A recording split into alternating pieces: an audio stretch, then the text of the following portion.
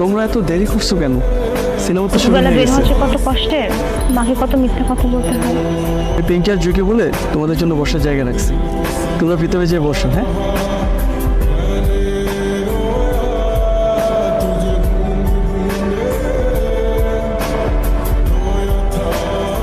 তুই যা, পরে দেখা করবো না তোর সাথে। হ্যাঁ, জসিম কি কাজটা ঠিক করলো বলেন তো?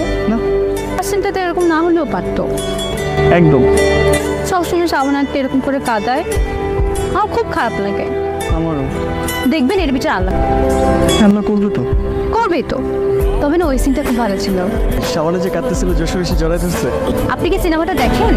না, তাহলে কিন্তু তোমাকে দেখি, কিন্তু তোমাকে দেখতে আসি। তুমি তো আমার সিনেমা। আসি তাহলে। আগে দিই আমি। না থাক, কেউ দেখলে সমস্যা হবে। আইফোন তুমি জবা পছন্দ করি। আসি। আচ্ছা, আপনাকে একটা প্রশ্ন করি, আপনি আমার কি দেখে প্রেমে পড়লেন? তোমার ছবি।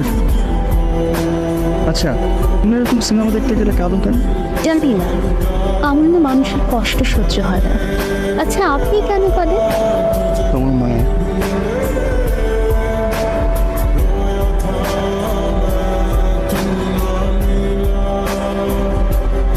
চাচা, আমগো গ্রামের মজিদ চাচার মায়া আয়সা লোক মোহন ভাইকে প্রেম করে এই বিষয়টা মাথায় রেখেন। আমি ছিল আসি চাচা, আসসালামু আলাইকুম। আই মন কারা আর মসজিদের মায়ের সাথে তোর কি সম্পর্ক?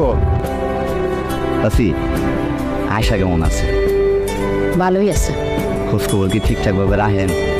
কেন, কি করছে আমার মাইয়া? আমার তো মনে হয় আয়সা যা করতেছে আপনার কানে তো অনের কথা। মাতবরের পোলার লগে আপনার মেয়ে প্রেম করতেছে, রাইতে দিনে এই জায়গায় ওই জায়গায় দেখা যায়। জিনিসটা তো চাচ্ছি ভালো দেখা যায় না। তুই এখান থেকে যা। চাচি একটু ভাইবা দেখেন। তুই নাকি মাত পরের পোলার সাথে প্রেম করে বেড়াস, রাত বেড়াতে তার সাথে ঘুরে বেড়াস, গ্রামের সব মানুষ দেখতে। তুমি জানো না আমি কিরকম মানুষের কথা বিশ্বাস করে আমাকে ধমক। তুই তো জানোস তোর বাপ নাই, তোর সব দায়িত্ব তো আমার অবন। ঈশা, তুমি এতদিন করছিলে? খালার বাড়িতে ছিলাম। শোনেন, আর আপনি এরকম করে রাস্তাঘাটে আমার জন্য দাঁড়া থাক। আয়শা, আমার তোমার সাথে কিছু জরুরি কথা আছে।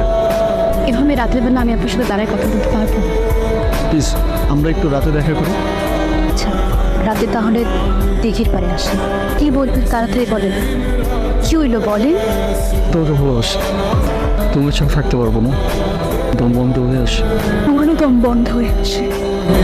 থাকতে চেষ্টা হয়ে যখন তোমার সাথে। ভয় হয়, কিসের ভয়? সমাজের মানুষের ভয়।